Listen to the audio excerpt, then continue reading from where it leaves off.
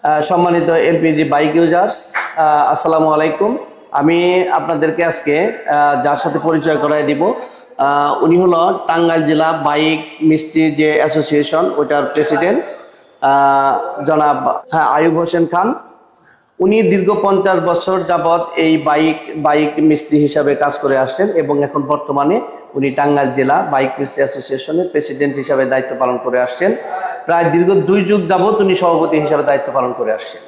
তো ওনার কাছ থেকে আজকে আমরা জানতে আসছি যে আসলে এলপিজি গ্যাসে বাইক চালালে ইঞ্জিনের কোনো ক্ষতি হয় কিনা, এর কোনো প্রভাব আছে কিনা, এই বিষয়টা ওনার কাছে আমরা আজকে জানতে আসছি। তো আপনারা এখানে 3টা জিনিস দেখতে পাচ্ছেন। এটা হলো অকটেন, এটা অকটেন যেটা লিকুইড ফর্মে থাকে। এটা হলো পেট্রোল, এটাও লিকুইড ফর্মে থাকে।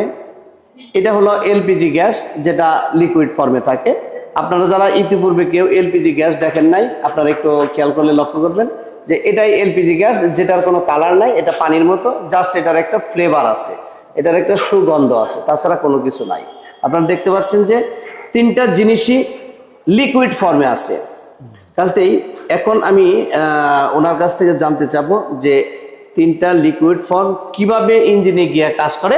আপনি একটু দর্শকদের উদ্দেশ্যে বা যারা এলপিজিতে বাইক ব্যবহার করে তাদের উদ্দেশ্যে কিছু কথা বলবেন, তাদেরকে একটু ধারণা দিবেন যে এলপিজি কি, পেট্রোল অকটেন কি, এবং যারা এলপিজিতে বাইক কনভার্সন করতে আগ্রহী, বিভিন্ন চিন্তা ভাবনা করে করতেছেন, তাদেরকে উদ্দেশ্য করে আপনি কিছু ইনফরমেটিভ কথা একটু ধারণা দিবেন।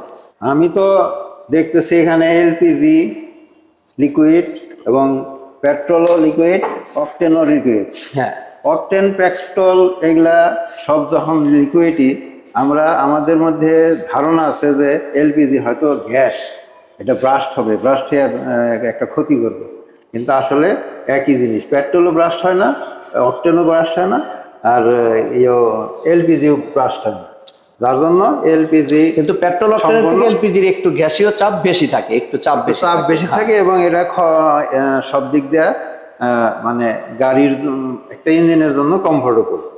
এইটা আমি জানতে চাচ্ছি যে পেট্রোল, অকটেন এবং এলপিজি 3টাই লিকুইড ফর্মে, এটা ইঞ্জিনে গিয়ে কিভাবে কাজ করে?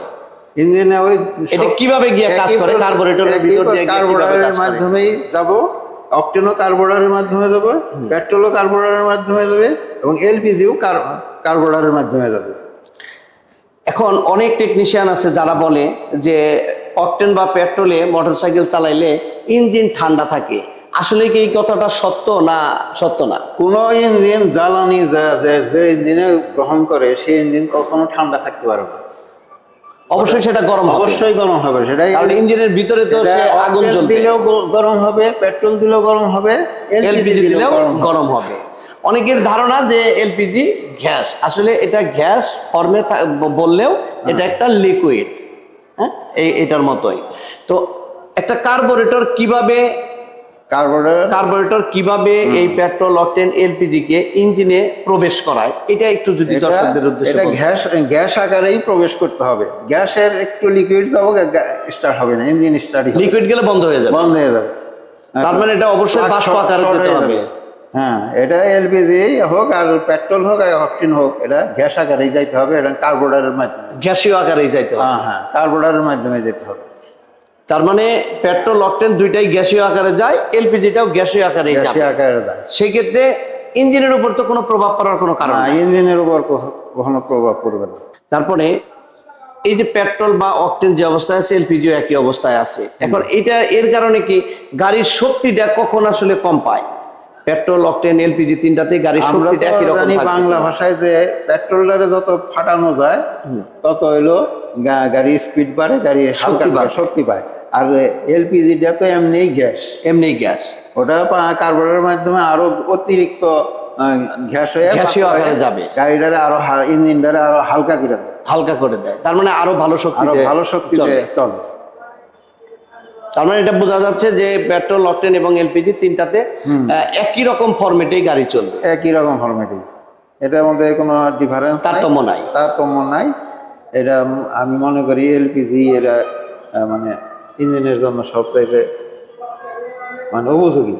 যারা এলপিজিতে বাইক কনভার্সন করতে চাচ্ছে বা একটা চিন্তা ভাবনা করতেছে, তাদের উদ্দেশ্যে আপনি কিছু বলেন। আমি তাদেরকে বলবো নিশ্চিন্ত মনে আপনারা এলপিজি করতে পারেন। এলপিজিতে অনেক সাশ্রয় এবং অনেক ঝুঁকি কম, এবং এটা মানে পরিবেশের জন্য ভালো সব। হ্যাঁ, এলপিজিতে কোনো কার্বন নাই।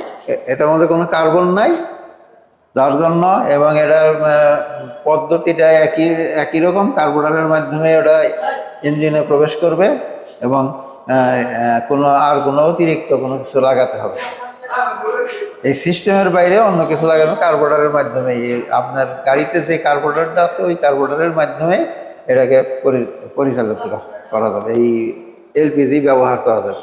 তাহলে যদি বাইকে এলপিজি করতে চায় তাহলে আপনার কোথায় আসবে? আপনার এখানে একটু ঠিক অ্যাড্রেসটা বলে দেন। আমার এখানে আসতে পারেন, আমার এই করিম সুপার মার্কেটের ভিক্টোরিয়া রোড টাঙ্গাইল পদ্মমণি পুকুর পাড়ে সামনের সাইড দেওয়া আসতে পারেন, পিছনের পুকুরের পাড় দেওয়া আসতে পারেন। তারপরে আপনার ঠিকানাটা হচ্ছে টাঙ্গাইল পুরাতন বাস স্ট্যান্ড থেকে 200 গজ পশ্চিমে ভিক্টোরিয়া রোড করিম সুপার মার্কেটের ভিতর সাইডে। সাইডে এখানে আসলে আপনার কাছ থেকে যে কেউ এলপিজি বাইকে কনভার্সন করে নিতে পারবে।